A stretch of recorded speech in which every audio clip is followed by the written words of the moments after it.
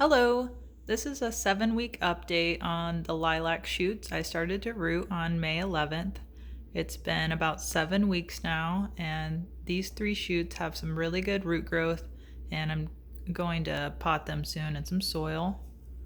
So I just wanted to do one more update at least.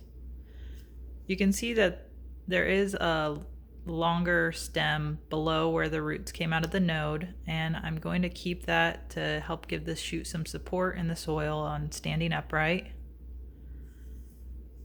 As for blooming expectations, if you do a search on Google, it looks like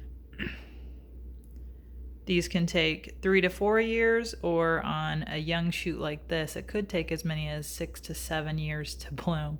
So this is going to be an experiment and an interesting one for sure.